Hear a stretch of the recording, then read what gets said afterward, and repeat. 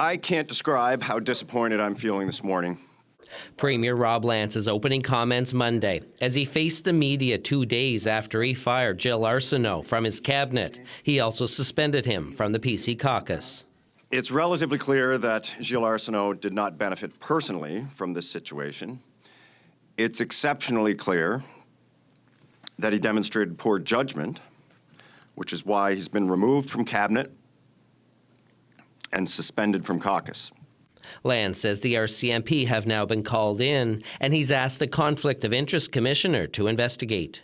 It will be up to the Commissioner to decide whether Gilles violated the Act, and the RCMP to decide if further investigation is appropriate. This is all connected to allegations around a $100,000 donation a private developer who was working on the former Summerside Golf Course made to a group in Arseno's district. The Premier's office released legal advice it received over the weekend outlining what happened.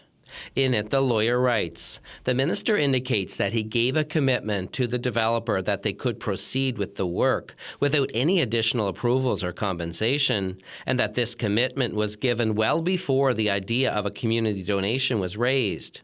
He was adamant that he did not request a donation and that the donation was not made in exchange for approval. But a contractor who works with P.E.I. Ocean View Resort told a different story. The legal opinion says it was Graham Cook's understanding that approval would be granted in exchange for the donation. Work could not commence until the donation was made. I don't think anything really wrong was done, in my opinion, and maybe some lack of judgment, but I don't think there was any intent to ever do anything wrong. So, I mean, that's my opinion. CBC News made repeated requests over the last few days to speak with Arseno, but he hasn't responded. He did post to Facebook Monday saying, I also want to make it clear that I did all this with the best of intentions. I never wanted to break rules or cause issues for our community, the organization, nor the developer. He went on to say, however, I realize that the optics of the situation matter. If the developer thought the donation was contingent on the permit, that was never the intention. Clearly, there was a miscommunication, and that's very unfortunate. The Premier says the intention is for the $100,000 to be returned to the developer. Lance says once he's got a full picture of what happened and whether any laws were broken, he'll make a decision on whether Arseno will be allowed back into caucus. Arseno will lose his $141,000 cabinet minister's salary, but he'll continue to get paid as an MLA. That's about $85,000 a year. Wayne Thibodeau, CBC News, Charlottetown.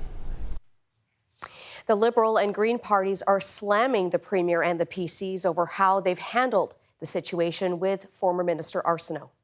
I've never seen anything of this size or scope in Prince Edward Island. I've been around for a long time. So this is a bad taste in Islanders' mouths.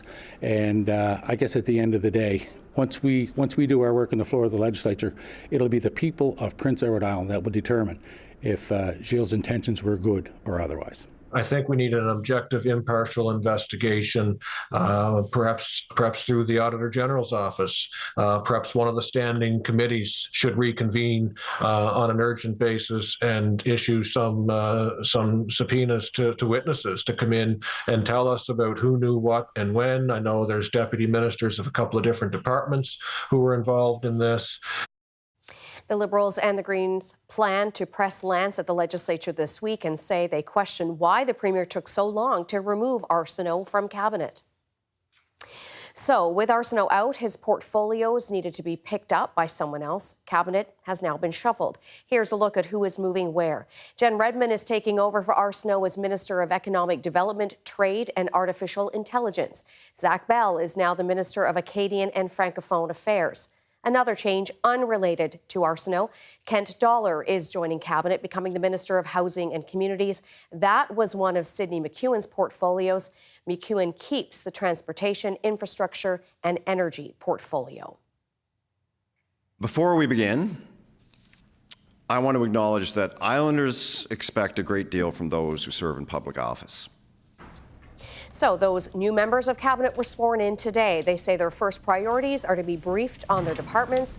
That will have to be done quickly as the spring sitting is underway and the budget comes out soon. My priorities is just to be there for Islanders and do the best I can. And You know, my father used to say, you know, let's leave it better than we found it, and that's what I hope to do.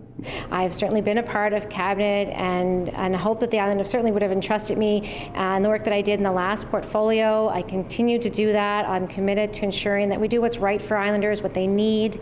We'll continue to listen. All of those things are really important in the roles that we're in, is about working for Islanders. Premier Lam says he plans to meet with the new ministers to lay out next steps over the coming days.